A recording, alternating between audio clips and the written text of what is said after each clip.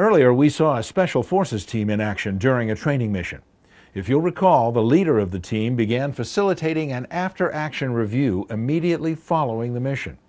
Now let's listen as that same leader, Mark Smith, discusses the history and purpose of the after-action review.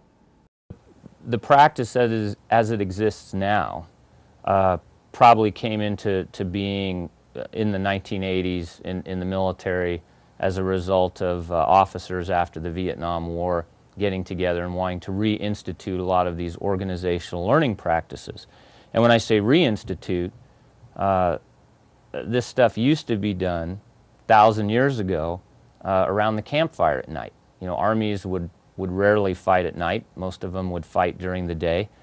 And at night, the campfires would be lit, and all the soldiers would sit around the campfire and basically talk about what happened that day, talk about what went right, talk about what went wrong, help each other diffuse the stress of seeing, you know, comrades that were killed or these kinds of traumatic things that happen, and most importantly, what to do different next time, which was usually when the sun rose. You know, they had an immediate opportunity to apply that learning to the very next day of the battle. Well, I think the last time that we as Americans really saw this practice is in the Civil War. You know, we have a lot of media and movies and stories and poetry and whatnot that talks about that, what happens around the campfire at camp at night with the soldiers. Then I think we go to World War I, which dramatically changed how wars were fought. It was fought on a more round-the-clock basis, or there was a lot of stagnation, but it wasn't very well used. You know, commanders were now miles into the rear, and technology had enabled all these new things to go on, and we lost that practice. And where the roots of the modern AAR really came back was in World War II in the Pacific. In 1943, one of the foremost military historians, S.L.A. Marshall, was tasked by the Center for Military History to go and interview soldiers en masse from the 7th Infantry Division after their campaigns in Kwajalein and the Marshall Islands and the Pacific in 1943.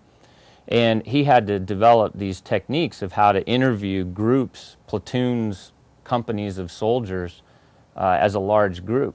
And those techniques are really what came into the modern practice of the after-action reviews. So after Vietnam, a lot of officers and NCOs felt frustrated that we weren't a learning organization in the Army or the other armed services.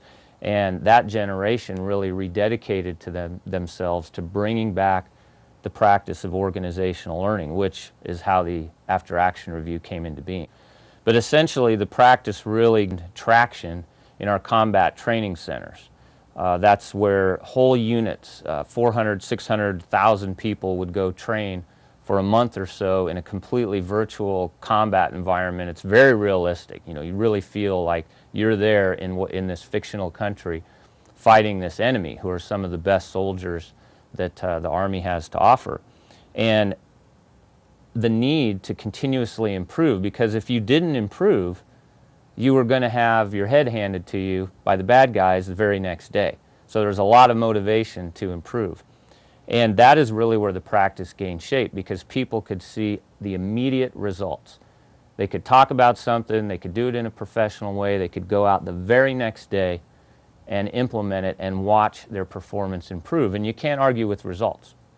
And so over time, throughout the 90s or late 80s, early 90s, the Gulf War, that practice really became accepted. Okay. Oh, absolutely. There's a lot of parallel application right now in other environments.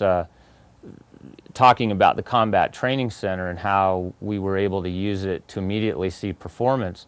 Now, in online gaming, you're seeing exactly the same thing. All these groups of people spread all over the country are trying to work as a unit in these online games and advance to the next level.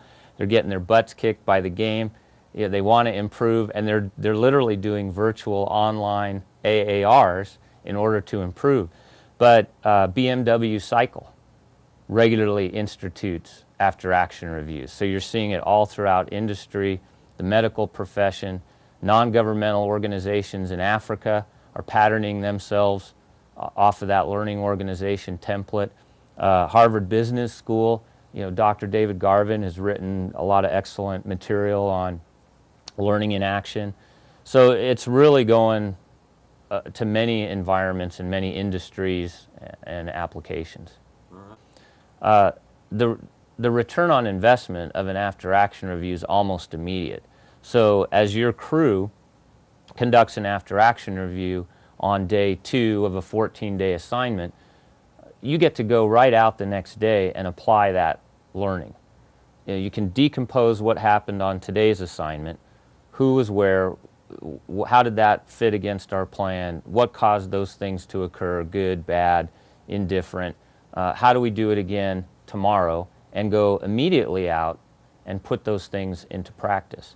So you get people who are innovating at the firefighter 2 level. They are bringing innovation to the ground on that assignment, on that division, on that branch, on that incident, and hopefully that's occurring on every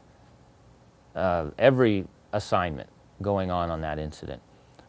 People are going to feel bought in to what your crew's doing, what the team's doing, because they're part of the solution. They're no longer part of the problem. They're there helping to fix it.